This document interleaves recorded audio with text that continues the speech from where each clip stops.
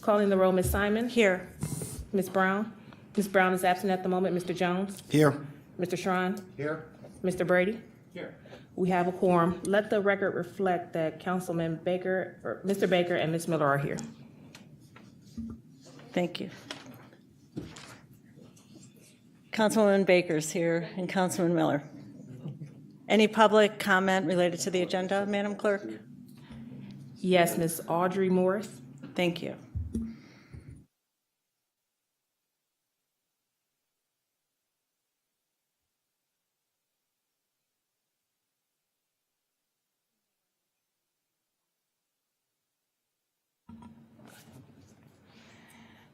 I'm Audrey Morris, and I'm here speaking for the League of Women Voters.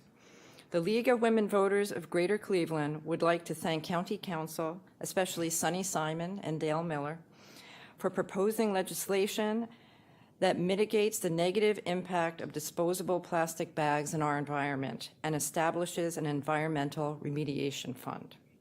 We are basing our support for this on the League's strong support of environmental protection, specifically the League of Women Voters of Ohio position that solid waste from generation to ultimate disposal must be purposefully and systematically controlled by all levels of government in order to protect the environment by strengthening, expanding, and enforcing solid waste laws. Additionally, the League supports the financing of solid waste remedies by utilizing user fees. Plastic film bags pollute our oceans, pose a deadly threat to marine wildlife, clutter our landscapes, live on indefinitely in our landfills, create toxic byproducts when manufactured, and are prohibitively expensive to recycle. 5 million pounds of plastic ends up in Lake Erie annually. Many cities and communities have local measures like this that are working. Additionally, the League supports the 10-cent fee, as the money collected will be redirected towards lake, river, and stream cleanups. Plastic bag manufacturers can opt to manufacture reusable bags so that they will create products that are sustainable. The League of Women Voters of Greater Cleveland supports this measure. Thank you. Thank you. Any other public comment at this time? No, no one else has signed in. Okay, so we have minutes from November 8th. We've had a chance to look at those, I think, and do I have a motion to approve the minutes? So move. Second. All in favor? Aye. Okay, minutes approved from November 8th, and we have a matter that we're here to discuss. Can we have that matter read for the record, Madam Clerk, please? Ordinance number 2017-006, an ordinance enacting Chapter 721 of the Cuyahoga County Code to authorize a carryout bag fee for environmental remediation. Thank you.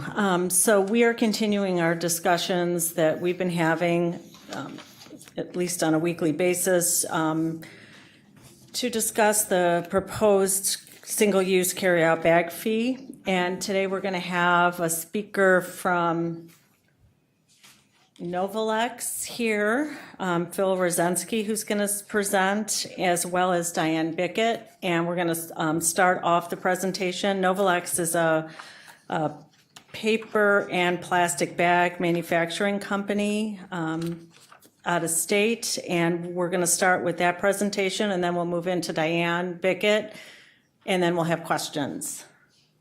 Okay, so, sir, if you want to please come up, and I appreciate you being here and to hear your presentation.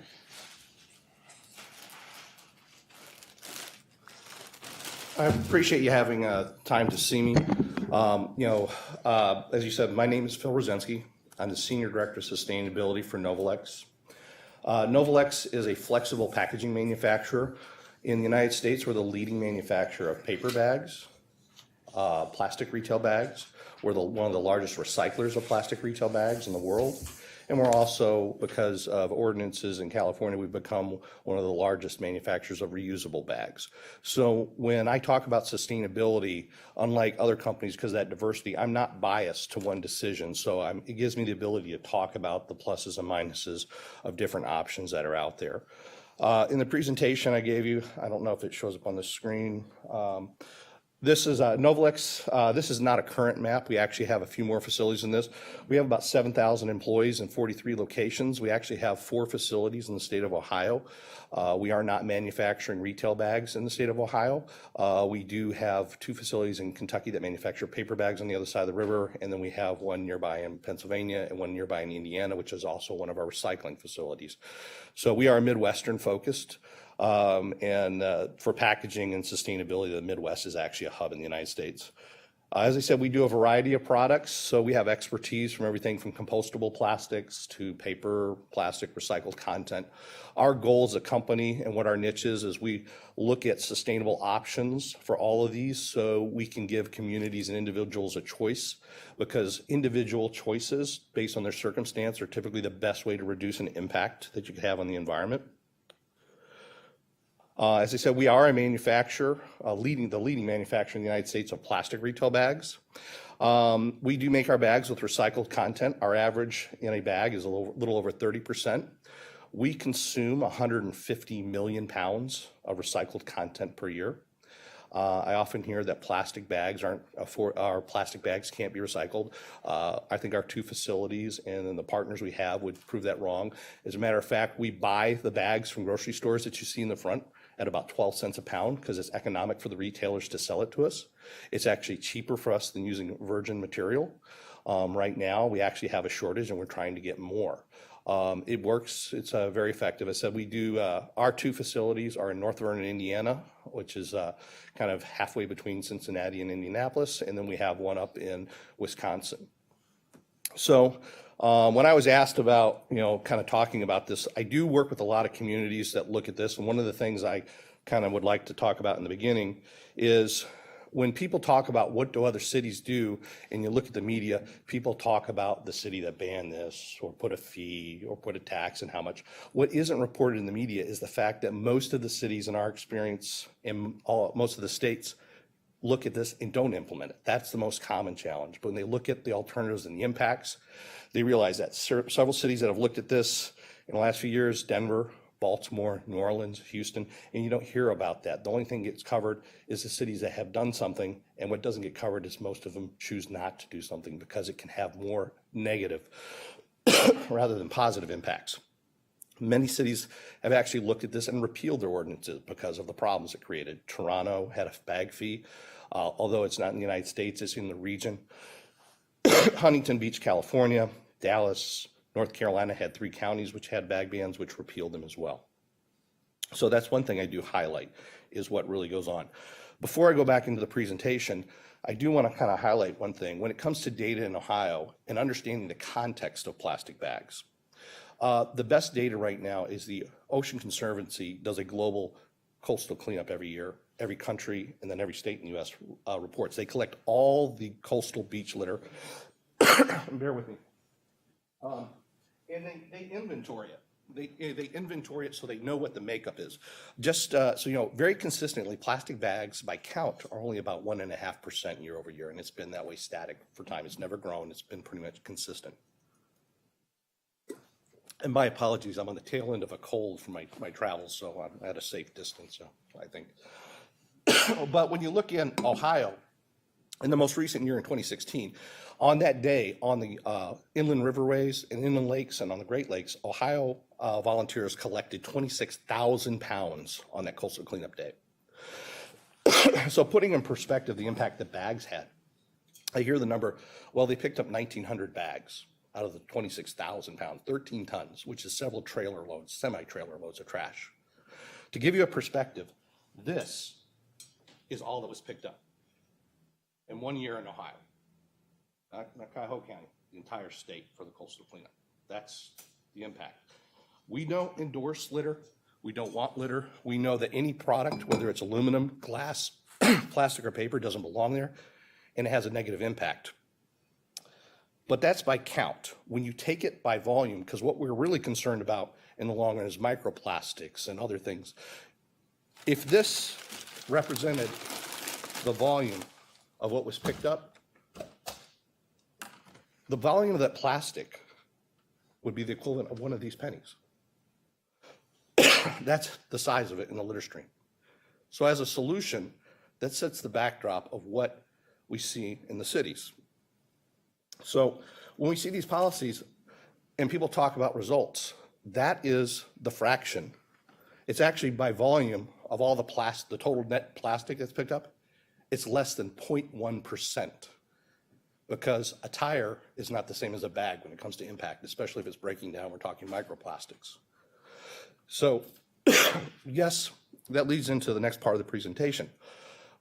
What we're finding out is the discussion isn't what could occur with bag bans or taxes. Now looking back at the last decade, we're seeing there's 3 consistent things that have happened in all jurisdictions.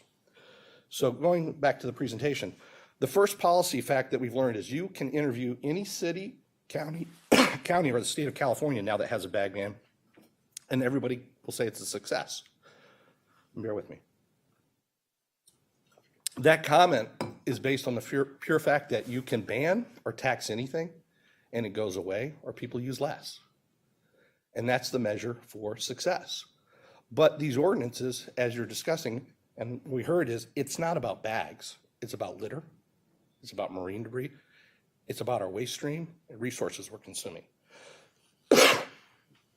So the question is it making a difference on that? No jurisdiction that touts this uses any metric other than the fact that they banned something and it went away. So the question is what goes on? There have been several locations, there's not many, because once you declare a success, it's hard to get funding to look at it. There are a few locations that have looked at it. And the locations that have looked at post-ban analysis have found out it has had negligible to negative impact on the waste stream. In Austin, they found out that now they get a greater tonnage of reusable bags in the waste stream than they got of plastic retail bags.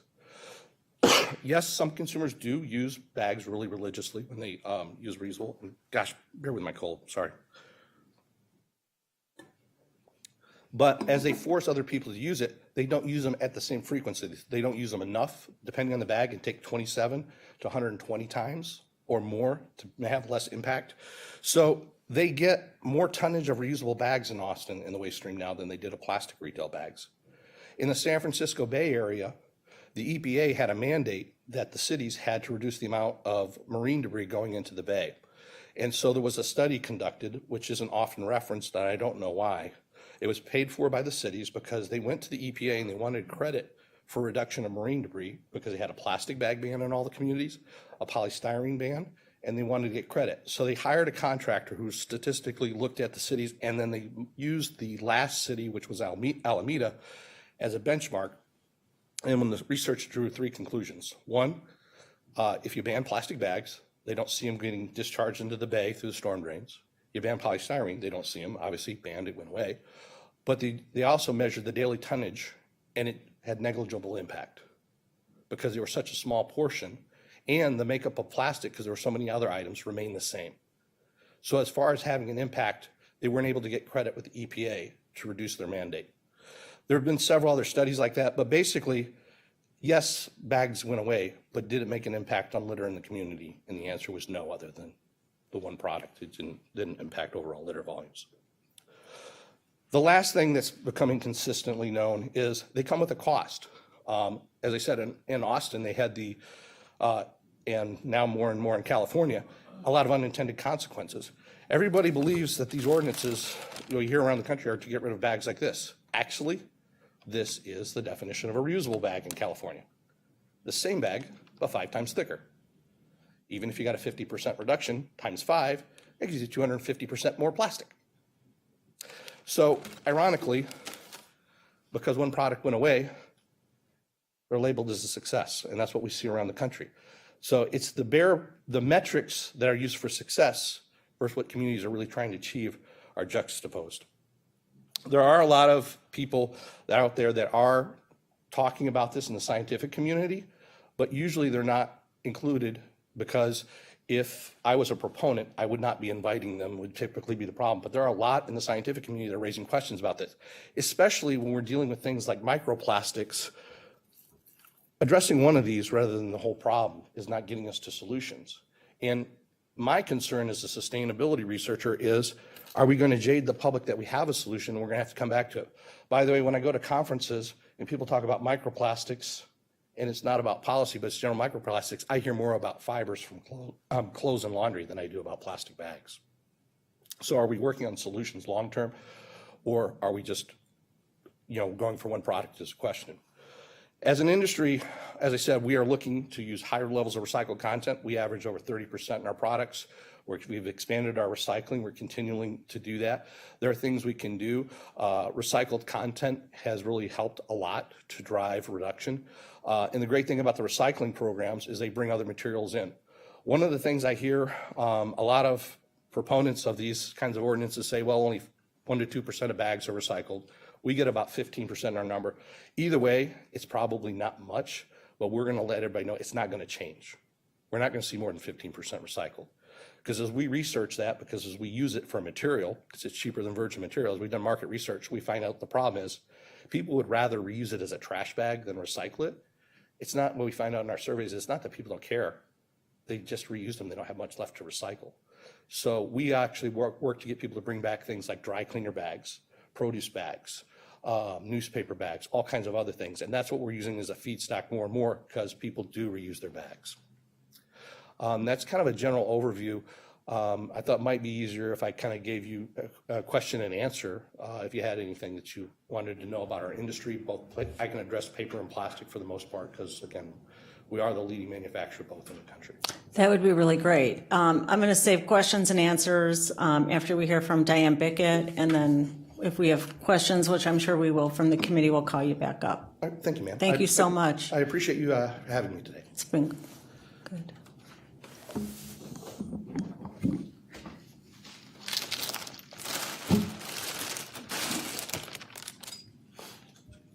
Okay, Diane, hang on, Diane, 1 minute.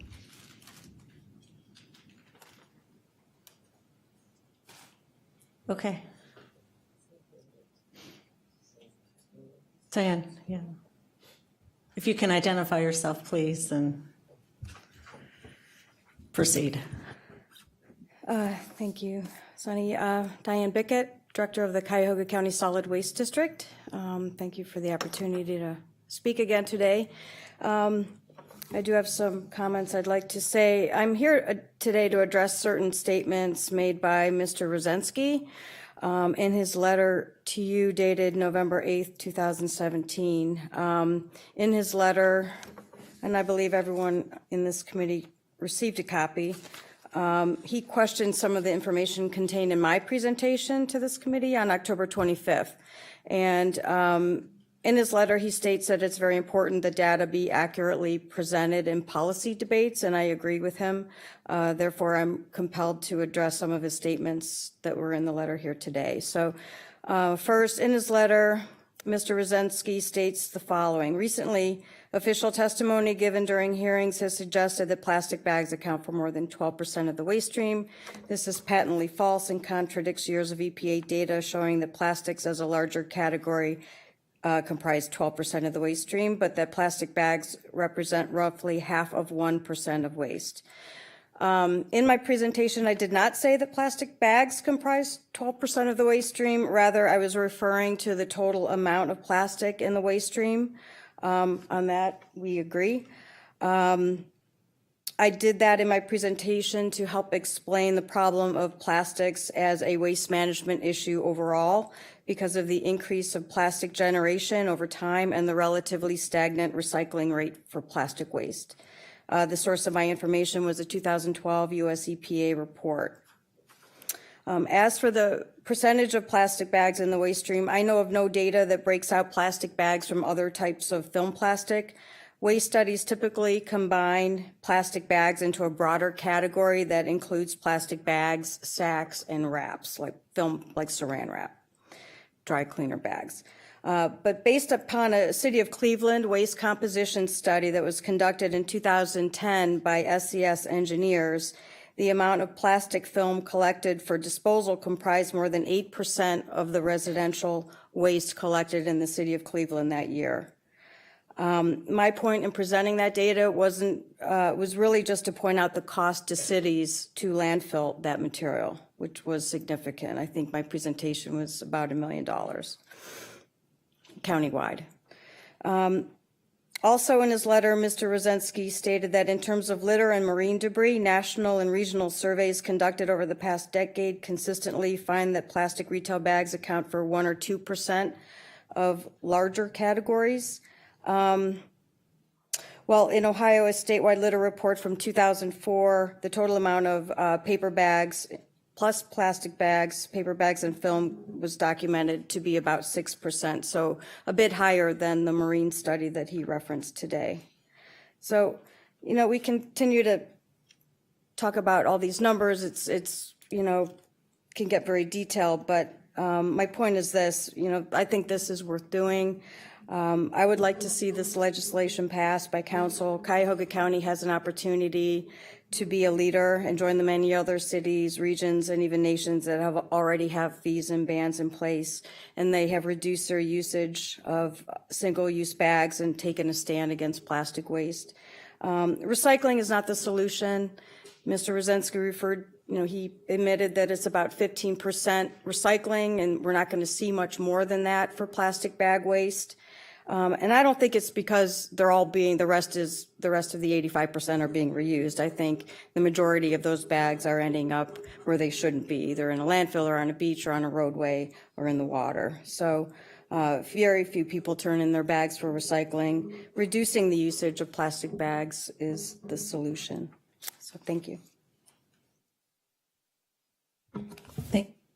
So if both Mr. Rosensky and Ms. Bickett can stay for questions, and I'm sure we'll have some from the committee. So who would like to begin with questions on the committee? Council President Brady. For Mr. Yes, sir. Welcome to Cleveland this afternoon. Thank you for turning the air conditioning on outside. It's nice and chilly. We prefer it that way. I grew up in Michigan. It makes me homesick. Okay. I didn't think, yeah, okay. All right. Very good. You had referenced California, and I think you said that you have your company sells reusable bags. Yes, per the definition of California, yes. Right. Could you maybe expand a little bit about your experience in California, and what the law is there, and you obviously have my own words, you've adjusted to what California has done, and you found an industry. An alternative industry in selling reusable bags, but could you give me a sense of that? Absolutely. Well, as you can tell by that bag, and that bag, by the way, the law in California bans the traditional thin gauge bags and requires what's called a 2.25 mil bag. That is a reusable bag. It passes the same reusable bag standard that others do. What we find out is people still pay 10 cents for them, and they prefer to reuse them as trash bags. We are manufacturing them like many other manufacturers. Our name's right on the bag. You'd see it right there. Is it more sustainable? No. No, the data doesn't indicate that. It's just changed things. They move people from one to another. It's a thicker plastic. But people are using non-woven polypropylene, which is the $1 bags as well. And what we're finding out is we're seeing the import data on those come in the country, and we're bringing in about 500 million per year of those now too. So it's not just this bag. What we're finding out is reuse isn't tied to a product, just like litter isn't tied to a product. It's people, and it's not making the change people expected. In places where there's fees, like Washington, D.C. and stuff, what we're finding out is people don't switch to reusable bags. They acclimate to the fees. So whether it's paper, plastic. People don't reuse your There is a market segment that reuses, but they're typically reusing already. All right. Do you have any, I mean, no offense, but do you have any data to back that up? Absolutely, yes, we do. Yeah, well, I'd like to see that. We will say we've done consumer surveying because we do need to know what's in the marketplace and what's going on. But we do the average use for bags. We did Before the California law went into effect, we hired a consumer product survey, so it wasn't there, and it was discrete survey. If you do a survey and ask somebody how many times you reuse your bag, they're going to say 100. It's a kind of a guilt factor. What they had to do was called discrete surveying. What did you shop with last time? And so you can kind of realize, and they go out and survey what people are doing because there's that guilt factor. And then we look at market numbers, and we found out actually when you mandate it, the average use drops because you're bringing in a market segment that it's just not their habit. Okay. Mr. Brzezinski, I used to sit in the legislature down in Columbus, and so I'm pretty familiar with these kinds of discussions between fees, regulations, industries, lobbyists. So I'm familiar with how this with what to expect here, and I understand that you work for Novex. Is it Novalex? Yep. Novalex, and I know that I'm familiar with the right of people to protect their rights in their industries and in the open market of debate. Is this your full-time position? If you mind, if I ask. I'm a sustainability director. Yes. Sustainability director, yes. And in that position, you do quite a bit of this kind of When asked work. to testify or provide information, yes, I do. So would you say, you're pretty familiar, it seems to me, with this issue, and A lot of requests to testify. yeah, and so you've yes. probably how many different communities would you say you've testified in? I couldn't even guess. 20, 30, Oh God, no, 100. 100? There's been, because you have to understand most. So this is pretty much, this. and that's this is pretty much what you do. No, we have various products. I work with sustainability research and claims. I work with product development teams. We do a lot of documentation. We have, we get Rainforest Alliance. Are you the certification. only person for Novalex who goes out and testifies, or do you have? Are there more of you? Are there more of you? Yeah. Well, no, actually, plant managers, when it's regional, they will provide testimony. So this is something that you've been doing for several years on a regular basis. This issue and others. Mm-hmm. So whether there's any product question about sustainability, we make ourselves available when requested. All right. Well, Bear with me again, Mike. we're glad to have you. I'm sorry. I'm sorry. Oh, never mind. Well, we're glad to have you here this afternoon, and I do, I find that some of your statements to be quite questionable, but that's your right. And as well, I respect that open debate would lead to that. right, exactly. I about 30 years ago sat through several months of hearings on cigarette use and on sin taxes for cigarettes and for bans, for partial bans for cigarettes and full bans for cigarettes, and a lot of it. And so in that case, which would be a different situation, of course, I'm not trying to compare the two, but we did have lots of testimony where it was just amazing that people would come in and tell us that secondhand smoke wasn't dangerous to people, and just amazing testimony, regardless of where you might fall down on the specifics of the law. So I appreciate the fact that you're representing your industry, and that they would stand to lose some significant market share, and that's the reason that you're here, right? You're not actually an environmental activist or anything, are you? No, but I would also highlight that I'm not pro-plastic or paper or anything. We manufacture all those. So you're agnostic. You're agnostic about it. You just have a particular opinion on it. No, I'm representing the facts. I would honestly say I see. that. I'm not here. Novalex is going to be here. We're going to have one product in that market, right?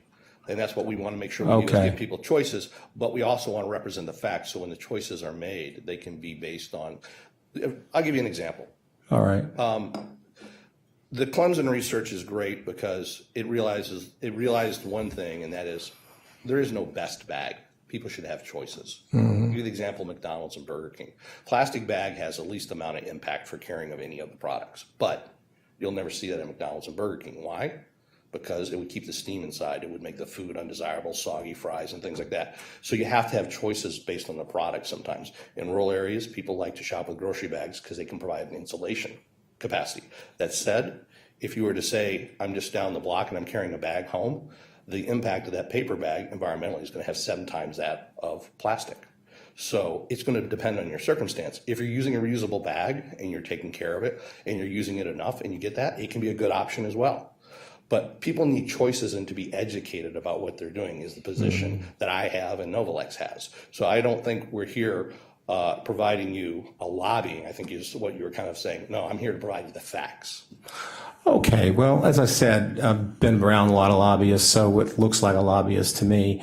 But again, you know, you're well within your rights, of course, and we are glad to have you in our town. And we are also looking for the facts and what we think is best for our community. So I'll pass the baton here. All right, thank you, sir. Okay, anybody else with questions for Mr. Osinski? Dale Miller, Nan Baker, Jack Schron. I think Jack was ahead of me.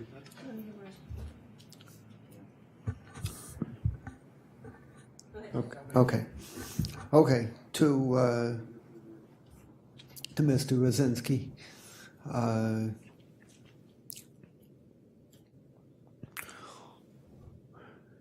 You talked about people getting acclimated to the fees and not changing behavior. One of the primary components of the legislation that's on the table is to use some of the money from the single-use carry-out bag fee to do a substantial education program to make people aware of the environmental concerns about single-use bags, and to encourage reuse and to encourage people to help reduce the amount that goes into the waste stream. And I'm wondering whether any of the other jurisdictions that you've dealt with have similar education programs, and if so, if you have any information as to whether such programs had effectiveness. That's an interesting question. I'll give you California, where most of the local ordinances were before they passed the state one. In California, none of the money goes to any public purpose. The laws were constructed in California where all the money goes to corporations and retailers.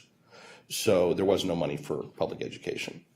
The only one where a portion of it that I can think of off the top of my head has gone to a public purpose was Washington, D.C., and it got diverted to other programs, not to bag stuff. They do have a website up, but they really haven't documented any education program.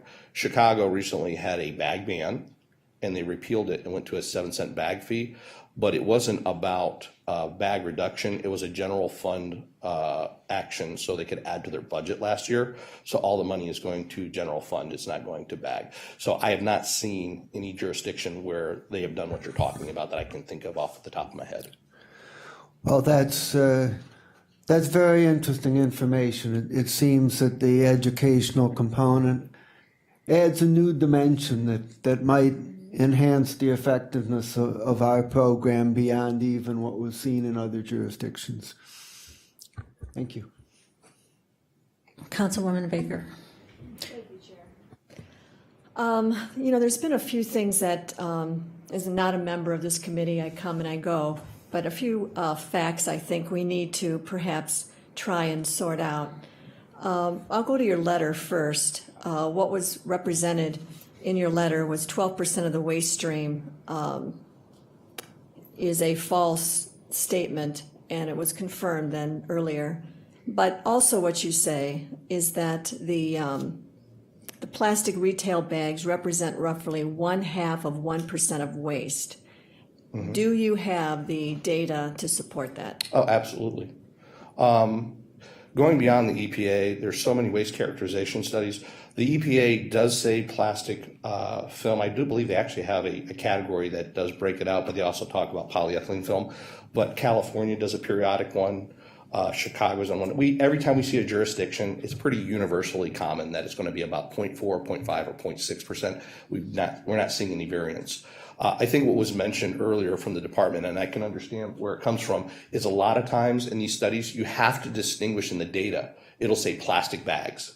Plastic bags as a litter category or a waste stream category is not what we're talking about. Plastic retail bags are a subset. Plastic bags includes your newspaper bags, your dry cleaning bags, think chip bags, all those things, all those pouches you now buy food in make up that entire. So when she was saying they're 6%, they're a very small subset of that. So yes, whenever they break them out, they fall to 0.4 to 0.6, typically about a 0.5, and the EPA data, I believe, does have that in there. It's in a different area. But yes, I've seen it again and again, and you don't see any variance. It's nationally the same. Chair, if I may ask that we have that given to us so that we can... Yes, ma'am, I can forward all that data. If I may continue. We have also stated that there are other counties and cities surrounding the Great Lakes that are have imposed and are continuing to impose a fee on these bags. So can you tell me how many counties there are surrounding the Great Lakes that is doing what we are proposing or anything close to it?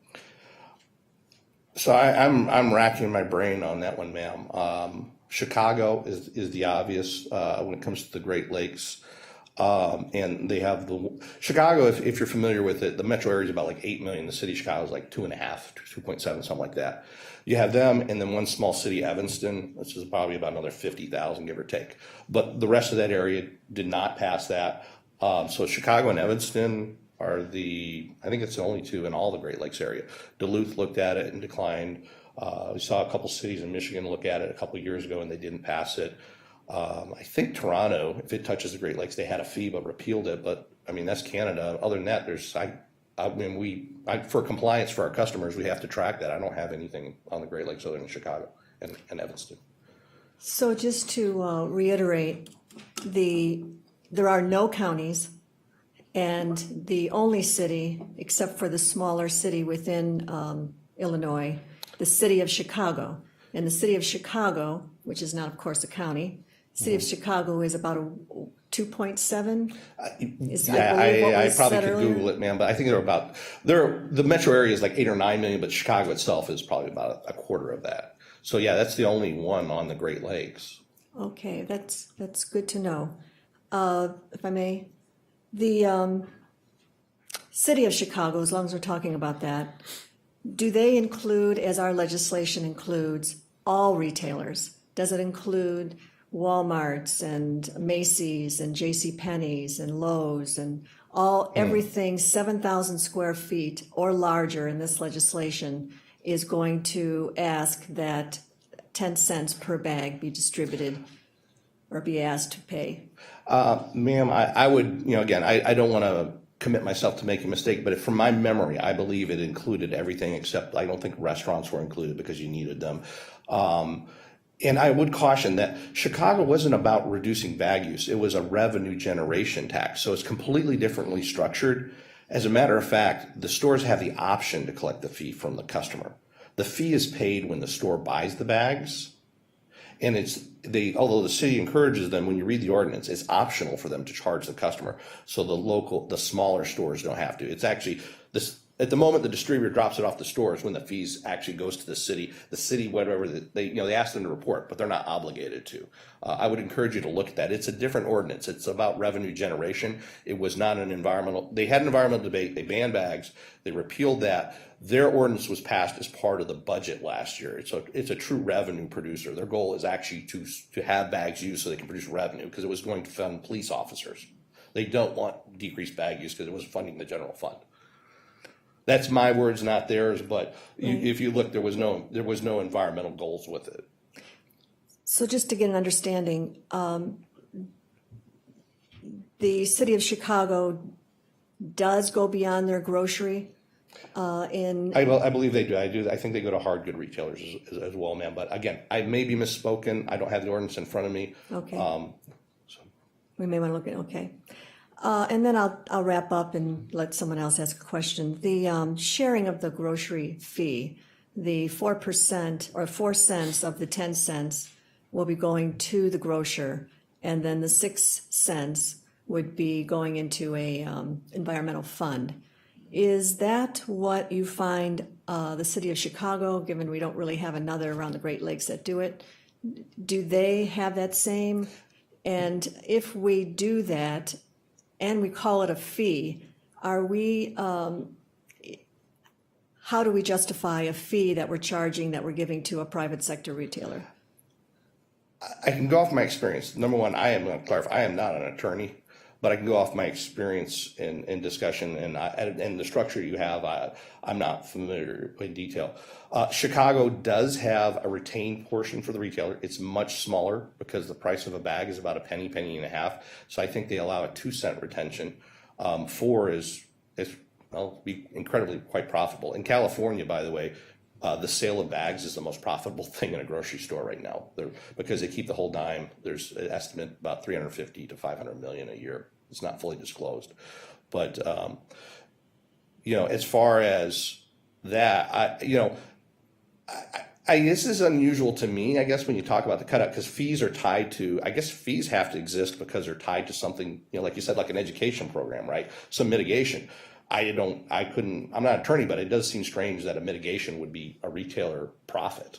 So I don't know how fees can go to profit if that's the question, but Yeah. I'm not an attorney. It doesn't sound like a fee to me.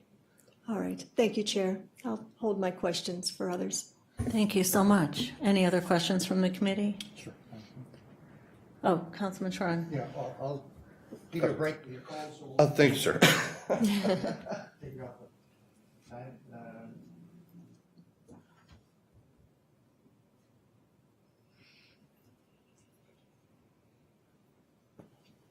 Morning, afternoon, evening. Yeah. Still contributing to jet lag from last night.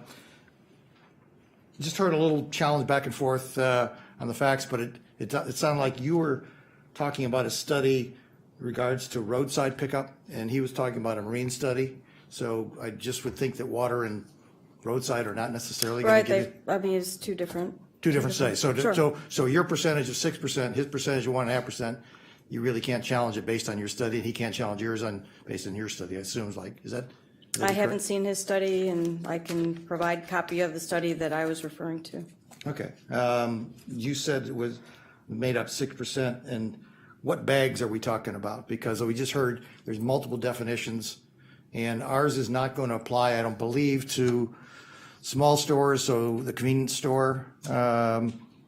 When somebody walks in the convenience store, I mean, downstairs, if you go to our commissary and you take a bag out, that's not going to apply to that. You go to leftover food, which I watch people bringing food from restaurants up and down the street coming in here to eat. It won't apply to those, I don't believe. What percentage of, is that correct? I'm not sure what you're asking. Go ahead. Well, then I'll ask the question, and you just wait and I'll ask it then, okay? No, go ahead. Of those bags, what percentage of that 6% that you said was in the roadside was made up of those kind of bags? Because when I look along the side of the road, it just seems like it's trash that somebody is throwing out in a bag, but not necessarily a grocery bag. It would be the food bag that they got from the store, the food bag that, and so what, of that 6%, what makes that up? I don't know. It wasn't broken down that way. So in my remarks, I pointed to the problem, and Mr. Rosinski also pointed to the similar problem, that most of the studies we see don't break out plastic bags. I mean, it's part of a larger component called film plastic, which comprises a variety of different types of flexible film. So I would be very interested in seeing any data he has that points to the amount of plastic bags in the waste stream, but we haven't really seen, I haven't seen it. So we don't know, based on what you just said, that it'll have any impact on that 6%. We just do 'Cause we know, don't even know I mean, what it's a portion of that. There's no way to know, down to the last bag, but. We don't even know if it's any bags based on what you just said, because it's film. No, the report said paper bags, plastic bags, and film was documented to be at 6%. So I did provide But a memo that I could hand out that has the data attached. I could hand that out. But the plastic bags you're talking about, you can't identify whether the trash bag coming from the convenience store that's going to be exempt, the bag from the restaurant that gave it to you as a carryout, where somebody took it as their excess food or anything of that nature. So we don't know that it's going to have any impact on those three items that made up that 6%, do we?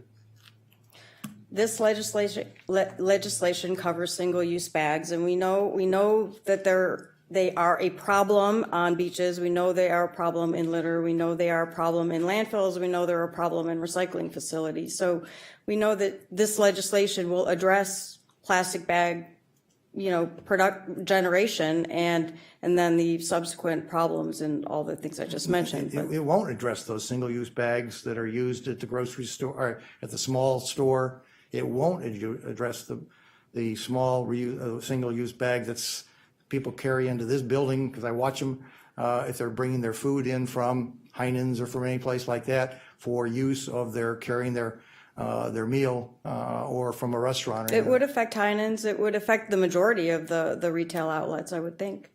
I mean, there are more large retail grocery type facilities than there are small convenience stores. But I don't know. I'm talking about the single-use bags that people use to bring their food in when they're coming out of a restaurant down the street here. Any of these, they're all exempt, and that's maybe they shouldn't be. Well, it's a different conversation, but that's not this legislation we're debating here. Okay. From that standpoint, you testified at your previous hearing that 15%, I believe, of the Trex material was reusable plastic bags, as I recall, when you had a slide that popped up there on the screen from your earlier testimony. Let me pull that. I have a copy of the presentation here.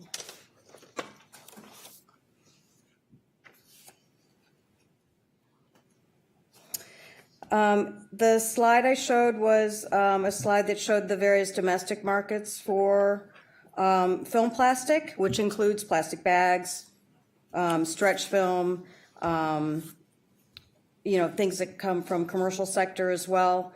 And my quote in here said 16% of all film recovered, just 16% of all film recovered for recycling is single-use bags, and that was according to the 2015 National Post-Consumer Plastic Bag and Film Recycling Report that was commissioned by the American Chemistry Council. And I think you mentioned Trex as being one of the brands that you showed on the slide, and so you got Trex and Novalex are the two of the domestic users, yes. Yeah, well, there's TimberTech, there's Aztec, there's AZEC, there's multiple companies that all formed since we have identified this as a great use, reusable source for plastics out there.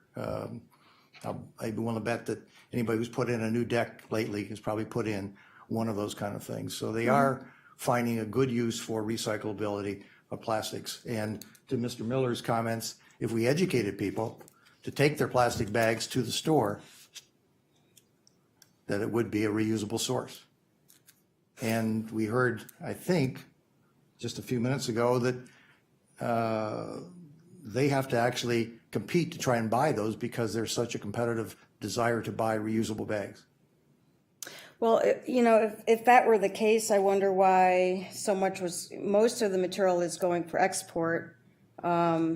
According to the same study I just mentioned, about more than half of the post-consumer film recovered is exported. At least it was in 2015. So maybe with the China National Sword policy that has been implemented in February of this year, where they're China's shutting their doors to a lot of the plastic imports as well as some other materials, maybe that will provide them more material domestically for their products. So that'd be a good thing then. Could be a good thing. Yeah, it'd be a good If thing. there's the demand. Well, there's the demand. It seems to be based on the fact. But it's not just plastic bags the universe is plastic film wrap from marinas, from greenhouses, from commercial it's not just the plastic bags, so. I know, but that's all we're addressing in this piece of legislation. Correct, Okay, correct. okay. So it will have no effect, this legislation will have no effect on the or this plastic bag that's sitting right here that's going to go to probably your landfill or your processing, because this is a trash bag that's meant, No, it won't. it'll have no effect on that. It'll have no effect on the big black bag that's sitting out there in the lobby that we put and collect larger quantities. No. So all those plastic bags are going to continue to come to your service. Well, it would continue to go to a landfill. A landfill, yes, somebody's landfill. Yeah, Somebody's landfill. Ultimately, it's going to get carried. So when you talk about the volume of plastic, that's not going to get reduced as a result of this. And if the percentage that we talked about just a few minutes ago is correct, whether it's 1.5 or 6, we're not really addressing what you testified to in a bulk of what your testimony as far as reduction of plastic coming to your site. I'm not sure, can you repeat that? Yeah, we had somebody testify a couple of weeks ago that is editor of Echo magazine, and she identified in that magazine 11 items that were single use, all plastic. I'm sorry, she didn't testify to Her anything, magazine, Jack. excuse me. It's not her magazine, she sold it, so, and I don't think Diane was here. So if you want to question Diane Bickett, please don't bring, ask the question so she can understand it. What other items come to your landfill in a plastic version that are not going to be addressed by this? Soda straws? The district doesn't operate a landfill or a transfer station or a recycling facility, but in general, I mean, most of what we all use today. Yeah, including the outfit you probably have on has plastic in, and more than likely in the fleece jacket. And so, Yes, well, so, yes. okay. Thank you. Thank you so much, Mr. Schron. It was really good questioning because I want to follow up with it to be specific with Diane Bickett. Sure. Diane, if you want to come back. Mr. Schron, Councilman Schron was asking you whether this legislation would impact things that are exempt. That's pretty much what he was asking you. He pointed out a trash bag. He pointed out some bag in the audience. But my question to you is specific to the legislation. And in your opinion and your experience as somebody who's worked for over a decade in solid waste and environmental science and somebody who's connected to the community of Cuyahoga County, would this legislation impact the 319 million disposable single-use bags that are used in Cuyahoga County per year? It would definitely have an impact. I mean, based upon what we saw in DC, and I wasn't here for the presentation, there was a significant reduction in their usage. But we know now that if those bags are being produced, they're not getting recycled. So that's the gap that the legislation is trying to address, I would imagine. Yeah, so what is the rate of recycling in your experience of single-use bags or plastics in Cuyahoga County? We don't have that information for Cuyahoga County. I've seen some other information through internet searches. About 1 to 3% is the recovery rate of plastic bags for recycling. And how efficient are they to even recycle? Well, it's not an efficient collection system. So other types of plastics, like plastic bottles and plastic milk jugs, we have an infrastructure to collect them through our curbside recycling program. So residents can put them in their cart. They go to a material recovery facility. They are sorted, baled, and then sent to an end market. But the plastic bags are problematic in that curbside recycling stream. The material recovery facilities don't want them because they tangle in their sortation equipment. So that is why there is a zero recycling rate at material recovery facilities, and those are the three or four facilities that receive all the curbside recyclables coming out of Cuyahoga County. So we're asking residents to then bag up their plastic bags and put them in to take them to a Target or a Giant Eagle or a Heinen's drop-off bin, and that inconvenience is probably causing the low recovery rate. And what's the overall recycling rate in Cuyahoga County when you exclude organics? It's average. Probably under 20%. Yeah. Mm-hmm. So most of the trash and most of the plastic and most of our waste ends up in either the waste stream or in the water or in our streams or in our sewers. Yes. Right, so with the good infrastructure that we have for recovery, for recycling in Cuyahoga County, it's a very well-established system with curbside recycling programs in place in 58 of the 59 communities, a variety of drop-off sites available. We still, relying on residents to do the right thing voluntarily this way is a challenge because people are still throwing away the majority of their materials. Yeah, and so you saw that in DC there was a 50% reduction of single-use bags, and Chicago had a 42% reduction in the first month, imposing a fee. England dropped 80% in the first year. Austin's sustainability director said that, as I was reading, that their program is very effective, and we see throughout the world that these source reduction ordinances are extremely effective in reducing the stream of plastic single-use material in the system, and I don't think that can be denied, correct? Most people respond to when things impact their pocketbook, so yes. Thank you. Want to follow up on your questions then? Questions to you? You want to follow up? Councilwoman, oh, I'm sorry, you have something to follow on? Yeah, just because she got done speaking about, it sounds like it's education, that if we're at 20% recycling, to Mr. Miller's point, education could perhaps get us to a higher recycling as opposed to a tax or a fee?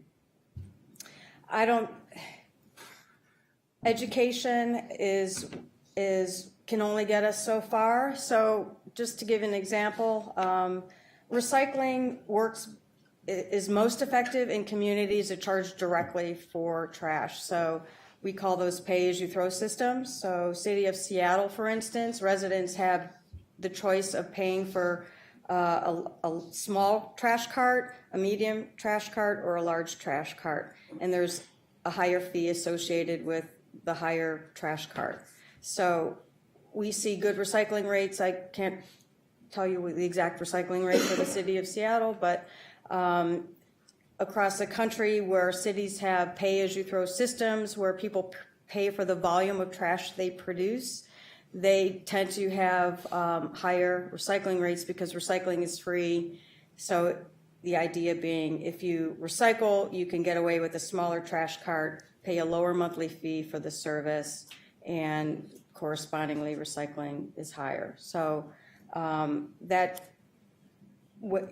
programs like that compared to voluntary programs like we have here in Cuyahoga County that are just education based alone, or people recycle for altruistic reasons, or even if we provide them the convenience of a cart, we're challenged to get people to participate.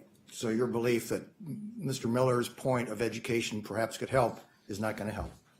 I think education is extremely important. I mean, people need to understand the everything they do every day. They're making these choices with their, disposable items that they're buying and using for a short time, or obtaining at the checkout line and using for a short time and throwing away, have long-term consequences, not only for what we pay to dispose of them in a landfill, but what we pay in terms of our environmental quality going forward. So I think there is an absolute need for education, coupled with a fee that will kind of give the extra push for people to understand. They have to understand why that this is important, and that's where the education piece comes in. And the recycling of this bag, any of your comments relate to, because ultimately this bag is going to get recycled at some point too. It won't be used forever, I assume. I think it could be used for several years before it needs to be thrown away, and that would replace probably 900 or more single-use bags. I'm sure the Chinese would be appreciative of that because this is where this one comes from. So just so I understand, this will not end up in your landfill. You're not worried about this ending up in the landfills that you don't contract for, but you support with with taking stuff to the systems out there. It may eventually, yes. Okay, and all right, I guess I'm a little confused as to you're suggesting that people will be using this to go to the grocery store to buy their fish, and then they'll go to Kohl's and put their clothing in, and then they're going to go to Home Depot to put their screws, nuts, and hammers in, and then they're going to go to perhaps, no, they can't take it to the Brown Stadium because you won't be allowed to take this inside. So, thank you. Oh, you must not know that many of us have that. several, do that and have several bags in our cars that might be for one thing or something else, like my car. So this isn't a situation where you only have one bag per person for all your shopping. But you said something so interesting, Diane, about one of these bags that Mr. Schron, I'm glad, held It's your up. bag. Yeah. Not my bag. It could be yours. Who gave it to us? Somebody gave it to us. This would equal, you could use these for several years, correct? Yes, And these would be an equivalent to 900 single-use bags. I mean, say you used it for 3 years or less than 3 years, yeah, you could probably replace 900 single-use bags. Thank you. Okay. Questions of Diane? Councilman Conway? For Mr. Rosinski. Anybody else for Diane? Okay, Pernell Jones? Well, yes. Pernell hasn't asked anything yet. All right, I just wanted a clarification, but I can wait. Okay. Clarification on Councilman Schron's. I heard his question as being not how important is education, but how effective has it been? I don't know if that was his question, but that was mine. How effective has it been related to what? Education. Just educating the community in terms of the importance of recycling and not using plastic bags. Well, this legislation would provide some funding for the recycling or the education regarding plastic bags. We include that as our overall message in our public education in the community. It's, but we educate on a variety of other things too. It hasn't been a focused effort. I think the city of Cleveland has a campaign going. It's called Don't Break the Lake, and they're working on the public education piece, and I think they just kicked that off through the Office of Sustainability, so hopefully they'll be collecting some metrics on that. I'd like to reserve that same question for Mr. Rosinski when my Yeah, turn. I will say that City of Cleveland's been working on single-use items. So education's out there, and it's not a zero-sum game. We need education. We need all kinds of ways to reduce this plague, and it's a plague. We know that a single-use bag is used an average of 12 minutes and lives on for over 500 years and finds its way into our waterways and into our land and into our fish and into the wildlife and into our water that we drink and into the food we eat. And 350 jurisdictions throughout the world have bag fees or bans because they know what we know that science tells us, and it has actually been able to conclude that single-use bags are certainly detrimental and absolutely not necessary to the way we live. And, there's other ways to live to protect the future and the way we live now. So this isn't some kind of draconian measure that's hurting people, or the last I heard, plastic bags are not addictive.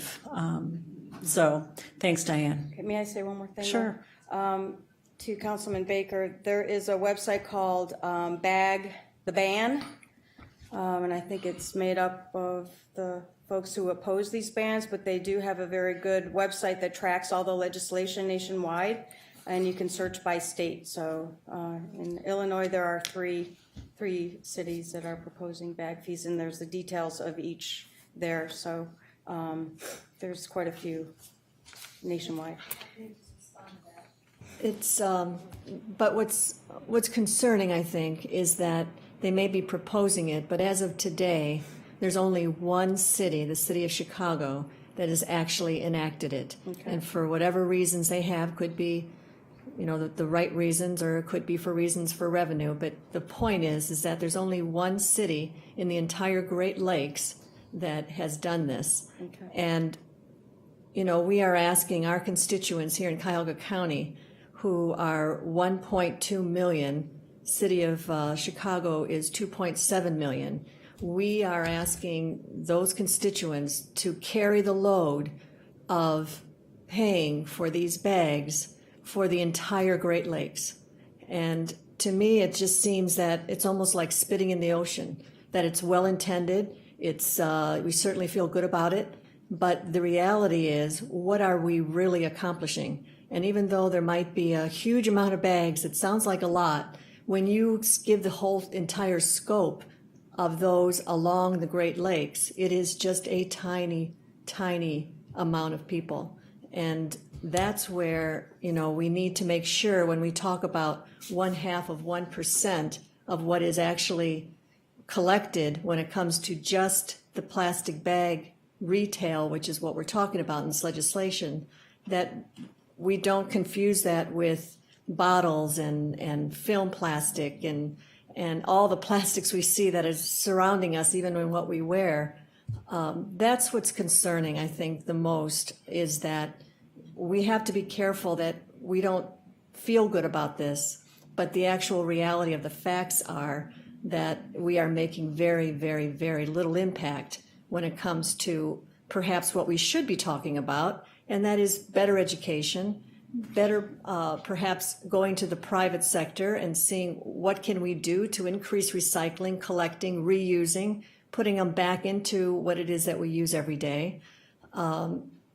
There may be other solutions rather than taking the route of imposing a fee or a tax or whatever it is that we want to call it for a very small result, which is what I just want to answer back to you, what I am concerned about when it comes to the Great Lakes in holistically.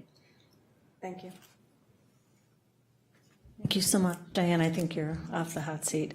Just to explain or point out that Minnesota, Iowa, Michigan all attempted to have legislation addressing this very important issue, but the state legislative body preempted it. And that's what's happening. So if there's an explanation, it's at the State House that typically takes positions that are anti-protection, anti-environment, anti-climate change, and make the same, and with all due respect, we heard it about global climate change. Why should we stand up as the United States and take a lead on this when no one else is? But guess what? We're the only ones out of the United Nations now that are lagging behind. And, being the first on the Great Lakes is something that I would think we would all be proud as leaders to, when we look back on this time, to future generations, when we said, what did we do about the largest fresh body of water in the world?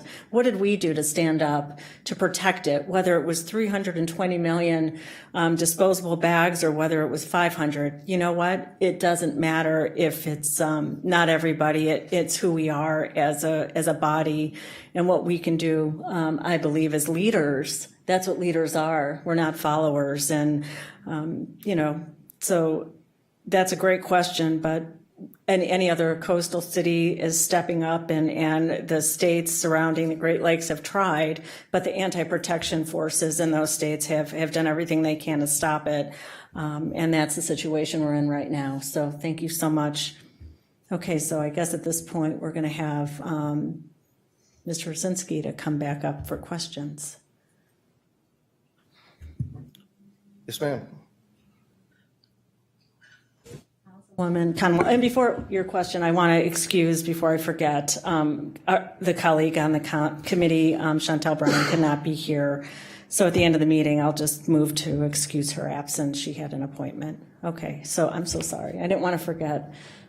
Colleague to my left. Through the chair to Mr. Riensky, in your letter on page 2, you kind of led that the Minneapolis suburb, a report came from its Environment and Sustainability Commission, a work group which found that banning bags is not the way to go and will result in possible unintended consequences. So you didn't elaborate in the letter, what would some of those unintended consequences be? Yes, ma'am. Actually, the best thing I could do is probably get that letter from St. Paul. They published a letter when they did their sustainability research. They looked at, were reusable bags being used enough? What would be the impact of paper? And they determined that it was going to be, wasn't going to be a gain. This is not the only city to do this. We saw this in, I think it was Iowa City, when there's kind of two approaches to this legislation. You have cities that start with an ordinance and debate the ordinance, and then you've had some who look at, okay, let's define our problem and look at other alternatives. The ones that have taken that broader approach are the ones that typically say, no, this isn't the right policy. Denver, the sustainability director, came up with the same conclusion. So it's when ones start anchored to a policy, it becomes a political debate. Again, not my spectrum to determine what the political debate is. St. Paul took that, let's look at the problem, and they looked at it holistically and wanted to go other directions. Or excuse me, it's not St. Paul, it's, is it St. Louis or St. Paul? I thought it was like St. Louis Park. I may have misspoken. So you have some data you could send us about these unintended consequences that I'll can get their occur? report and see if I can get it over to you, ma'am. Okay, and has there been any discussions on either side, but mainly yours? We have a lot of plastics, and our conversation is basically, our nation is enveloped into a lot of plastics. But you remember when we used to have the bottle tax to return the bottle? Has there been any conversations in regards to that, like plastics returned for 5 cents? Yeah, we've talked about with cities and a deposit. The challenge is when you put a 5-cent deposit on something that takes a penny to make, you're probably going to run into counterfeiting. For example, one of these Or cases, even a penny, even whatever it costs to bring it back and dispose of it correctly. Yeah. We haven't found one that's worked. It's been an interesting discussion to figure out for a way to do that. But the problem is the value of the bag being about a penny half to make, that making an incentive fee gets into what behavior does it drive if it becomes more valuable than the bag? It's an interesting dynamic. Bags are different than, I guess I should have been more specific. I was talking about, I know there's a lot of debate on the plastic bags and how they can go from one hand to another or from one use to another. Yes. But plastic soda pop bottles and things of that nature. I'm not in. We don't manufacture any beverage containers like that, so I'm not as. I'm probably just a layman as anybody else. I grew up in Michigan, where there was a deposit. That's my experience with that. I haven't dealt with any deposit products, man. Do you know of any conversations out there in regards to that? Because that's part of the whole big picture. Every time it's been brought up with bags and deposit, it would be incredibly challenging because it would drive strange economic behavior. For example, this case right here, one of those boxes is 1,000 bags. If you had a nickel on it, what is that, like 1,000 times nickel, 5,000? So don't ever do math in public, I was told. That's $50. It's a $20 case, but it have a $50 value. People would walk out of the self-checkout, grab a bunch of bags, things like that. It could drive strange behaviors. It would make it profitable to go to another jurisdiction, things like that. So it's been looked at, but nobody's been able to solve how could you do a deposit system. But yes, we've seen that discussion without a solution. Okay, and I guess my question to the chair is, I believe that your plan is to curb the bag usage period, but will this legislation use the dollars, any part of the 10 cents for education?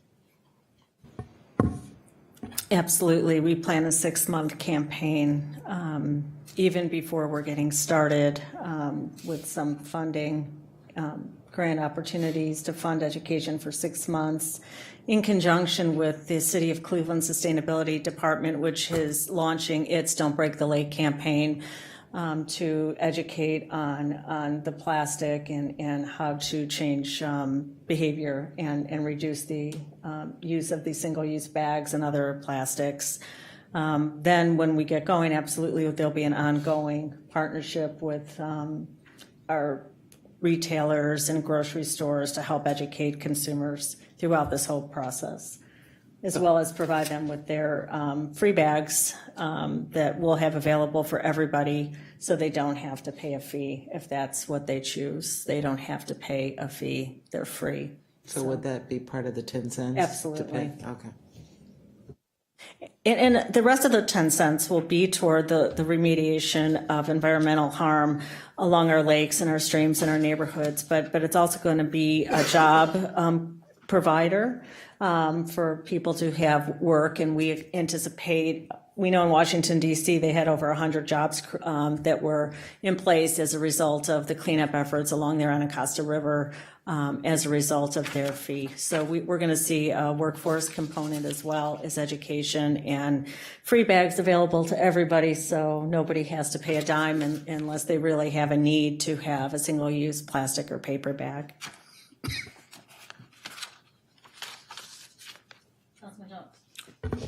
Thank you, Chair. Madam Chair. Mr. Rosinski, Yes, sir.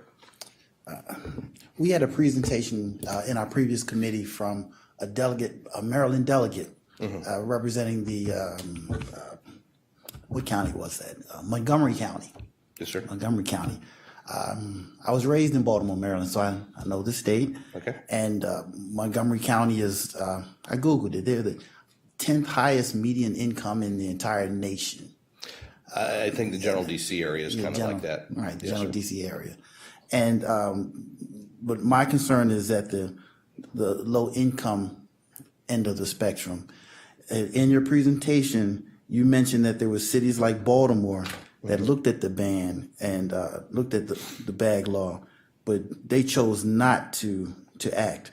Can you expand a little bit on that? Tell us what actually happened there. Yeah, that's actually you're kind of pretty close there. I think when you talk about the economics of it and the different segments of the community, Baltimore is a completely different makeup than Washington, D.C. or Montgomery County. And yes, that was part of the discussion. The fees and stuff get to be problematic is how the discussion evolves when they look at them. I'll give you an example where it's been implemented. We get a lot of retailers say, hey, when you're testifying, I can't make it here. They're telling us the experience because they're our customers. A lot of these ordinances, and this is one of the strangest side effects that in the best of intentions, but the worst of execution with these ordinances. Almost all the ordinances exclude public assistance, WIC, food stamps, whatever the local program is, from having to pay the fee. That actually does more harm than good. And I'll explain this. Why is that? And it'll make sense when you hear it. So you think of a high-end retailer, like a health market or whatever that's selling in a high-end neighborhood, right? They're now getting 4 cents on every bag. They're making 2.5 to 3 cents profit on every bag out the door. They make extra money. If I'm a retailer that's servicing a low-income neighborhood, I don't get that money. My cost relative to everybody else that's serving my neighborhood, I still have to bear the cost of the bags. The harm is to the retailer. Yes, and what it does is it creates pressure on like food desert areas because they don't get the financial benefit of every bag going out the door. Where if you're in a middle income or high income area, all of a sudden you're making extra profit and revenue. Now, for a large retailer that is in both areas, they can help absorb it, but a lot of those areas you get the independents, and that's who we're hearing it from, is they don't get the benefit. In California, it was especially bad because they banned thin gauge plastic, which was 1.5 cents, drove them to paper or thicker bags, so their costs went up 5-6 fold, and they don't get to recover the 10 cents. So best of intentions, but the cost went into the operation of the store and gets passed on to the consumer anyways, compared to the higher income levels where they benefit from that. I just have to interrupt 1 minute. The retailers already charge the consumer for these bags. That's not something new. That's part of their fee to the Absolutely. consumer. So when what you're saying is not accurate in terms of they're suffering some loss. They already had passed that on to the consumer. Absolutely. Okay. But the people that aren't in those neighborhoods are now making a substantial profit. It is now the most profitable item in a grocery store in a upper scale neighborhood in California, in those areas. So yes, the other stores get a kicker, a benefit for not serving those neighborhoods where they still have to bear that cost in those neighborhoods. So yes, I agree with you. It's already in the cost. But in California, they drove them out of the thin gauge and they increased their costs that wasn't there because they got rid of the penny and a half bag, forced them to a 7-cent paper bag, or that bag I showed you was 6 cents. So they did, in California, increase their cost. Here, what you're talking about would give an advantage to me having a store outside of a lower income in a middle or upper income area. You get a kicker and an advantage. It does not help those. So again, the health of the stores financially is a significant difference. Baltimore also had considered a 5 cents fee, not simply a ban. Can you tell me more about that? I was not deeply engaged in it. I just know the general theme of it was more about economics and the different impacts on communities. I was not there. I wasn't asked to testify in Baltimore. Other people in the industry were present, so I don't know the fine details, but I can ask and see if I can get you information, sir. Do you have any knowledge of Baltimore's? I only mentioned Baltimore because I'm familiar with the city, but you made a list of other cities. Do you have any experience with those that? Yeah, I think, Denver's a good example where the cities, if I was to describe them, the cities that said, let's debate a yes or no on a policy are more likely to pass a bag ban or tax. Those that look at and say, hey, let's study the problem and see what we can do and other things, have a tendency not to do that because they're not anchored to one policy. Here it's a yes or no policy debate. When there's a sustainability approach, like for example, cities that start with a litter study, what is our challenge? Is it bags? Is it other things? They look at that. Typically bags, when there's a statistical litter study, and we can get you a list of all of them, when they have grocery bags breaking out, they fall 28th to 35th on the list. And so those are the cities that look at this and say, well, we're not getting our bang for our buck starting here. And so the cities that are more, let's look at the problem and solve it and define it, tend not to do this. Ones that start with a policy, as you see, it becomes a yes or no vote kind of thing. So that's the significant difference, is flexibility to if there's flexibility, they tend not to do it. If it's a yes or no, they're more likely to pass it. You mentioned there were communities who charged a fee, 5 cents, 10 cents, but that it all went to the corporations. Yes, sir. What was the rationale for giving them 10 cents? And Sure. What did they get in return for their fee? Well, in Communities. In California, you can't pass a tax without a vote of the public. A fee on a grocery bag going to the city or the state still requires a vote.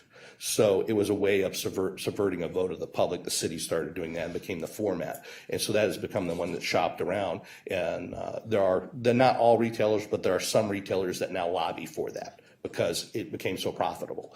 And again, not all of them, some of them. So a lot of it was retailer driven. Usually they ask for a certain amount. Okay, and Madam Chair, may I ask one other question?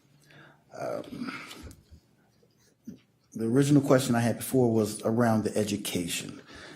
In your presentation, you mentioned something about the heart of the problem being not necessarily a ban or a tax, not necessarily being about the bag, but about litter, landfill, and a laundry list of other things.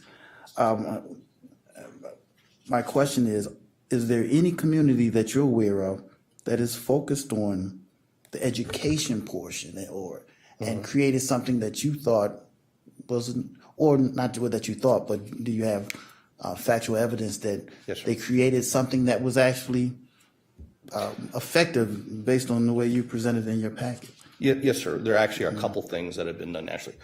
One is what we do with the trade association, and the paper industry also has one that we're participating in now as well, where we do partnerships with local communities, the local Keep America Beautiful. We'll work with them and we'll do school drives where they'll have competitions to see who can collect bags and educate at a young age, and that kind of works into the families, and we see an uptick in recycling. On a national level, not just with bags, because if you really want to educate, you want to go broader. The thing that's being, the thing that we're seeing is really effective is there's a group called the Sustainable Packaging Coalition. There's a new recycling logo. One of the things we have done bad as a society is communicating recycling. What do you do with it? Like plastics, you see the little number on it. What is it? You don't know. You got to look it up. They now have a logo that they put on packages that says, what do you do with it?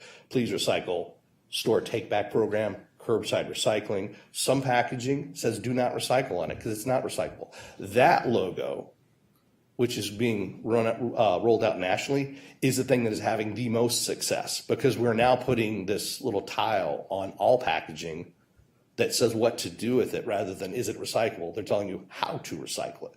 It's literally the how to recycle logo. That is the thing that is making the biggest difference. You'll start to see it on a lot of packaging. When we see that on retail bags, retailers have to acquire a license, and when we put it on there, yes, we see a big change, because the first thing it does, it takes it out. I think they were talking about the recycling facilities. We don't want it in there. We don't buy that. We want it in the grocery store. That's where we prefer it, and we see a big uptick in it. So there are things that can be done on marking on the bags more clearly, and there are community programs that make a difference. And who did you say actually did that? The group is a Sustainable Packaging Coalition. And you go to how2recycle.com, and they have that logo. And then it's a brand owner thing. So like General Mills and these people are rolling out, and then grocery stores can buy access to it, and I can put it on their bag, their produce bag, all kinds of things. That's what's making the big difference, is clearly communicating on the product what to do with it. Okay.